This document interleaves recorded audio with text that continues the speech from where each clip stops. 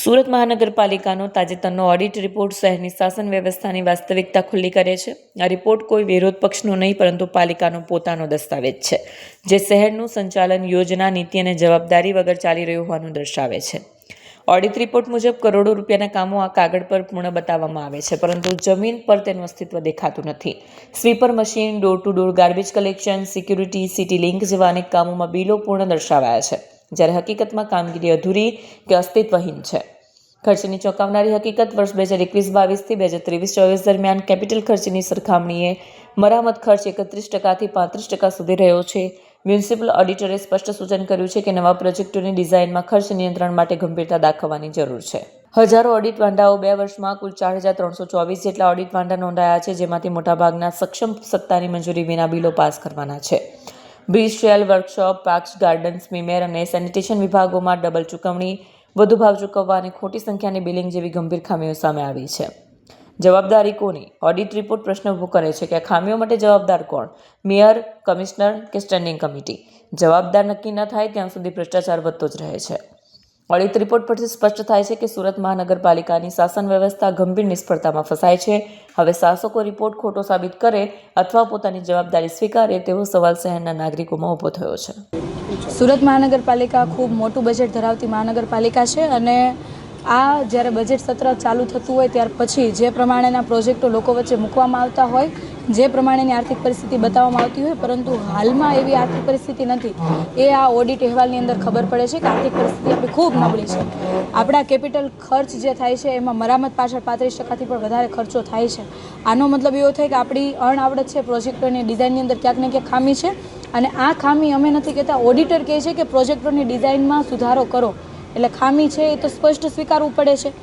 સાથે મહેકમ 55%થી પણ પ્લસ થઈ રહ્યું છે, તો મહેકમ ખર્ચ 55%થી પ્લસ થઈ રહ્યો છે. સાથે સાથે સુરત મહાનગરપાલિકામાં કર્મચારીઓની હજી પણ સતત ઘટ છે. જો ઘટ પૂર્તિ કરવામાં આવે તો મને એવું લાગે છે કે 80%ને પણ પાર થઈ જાય મહેકમ ખર્ચ, જે પ્રોપર આ સંસ્થાનું વહીવટની અણઆવડત ચોખ્ખી માત્ર ને માત્ર મહેકમમાં બતાવે છે.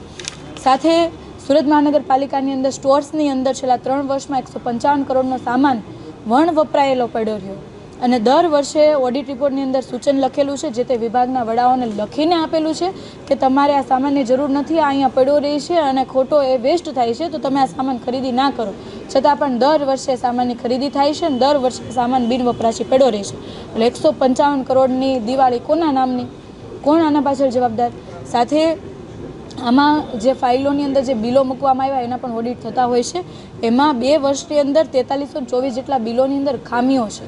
ખામીઓ કેવા પ્રકારની છે? તો કોઈ ખામી એવી છે કે જેમાં કોઈ અધિકારી પાસે પાવર જ નથી, છતાં પણ એ બિલ પાસ કરી દે છે અને એના પાસ કરીને ચૂકવણા પણ થઈ જાય છે, જે બિલકુલ યોગ્ય નથી વહીવટી દ્રષ્ટિએ.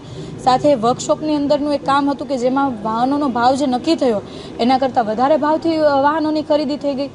એટલે આ સત્તાની ઉપરવટ જઈને અધિકારીઓ કામ કરી રહ્યા છે, એમના ઉપર કોઈ નિયંત્રણ નથી, કોઈ જવાબદારી નથી, કંઈ જ નથી, બેફામ ચાલી રહ્યું છે. સાથે એક કામ તો એવું હતું કે જેમાં એક જ કામમાં 2 વખત બિલ બન્યા, 2 વખત ચૂકવણા થઈ ગયા.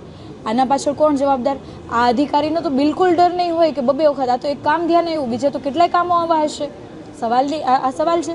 સાથે એક બીજું કામ એવું હતું કે કન્ટેનરની મહાનગરપાલિકાએ ખરીદી કરી, 144 કન્ટેનર લીધા અને એની સામે 171 જેટલા કન્ટેનરો ના બિલ ચૂકવણી કરી.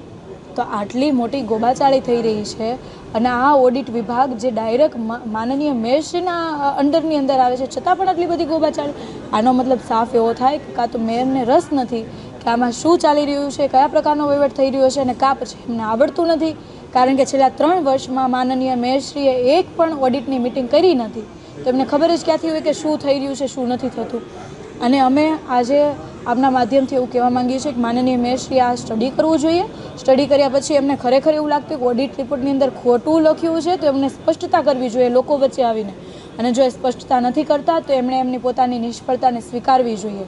અને સાથે અમારી માંગણી એવી છે કે જેટલા પ્રોજેક્ટો ચાલી રહ્યા છે એમાં થર્ડ પાર્ટી ઇન્સ્પેક્શન કરવામાં આવે અને સાથે સાથે અત્યારે જેટલા વિકાસના કામો હોય, જેટલા પ્રોજેક્ટ હોય, તમામની વિગત ઓનલાઈન કરવામાં આવે, ટેન્ડરની વિગત ઓનલાઈન કરવામાં આવે, તમામ બિલના ચૂકવણા ઓનલાઈન કરવામાં આવે અને તમામ જે કામનો જે રિપોર્ટ છે ઓનલાઈન કરવામાં આવે, જેથી શહેરના લોકો પણ જોઈ શકે કે એમ અત્યારે હાલમાં કયા પ્રકારની કામગીરી થઈ રહી છે ને એમના વેરાનો જે વ્યય થાય છે એ કયા પ્રકારનો થાય છે ને એમાં ભ્રષ્ટાચાર જે છુપાયેલો છે લોકોને પણ ખબર પડે ને એ નાબૂદ કરી શકીએ.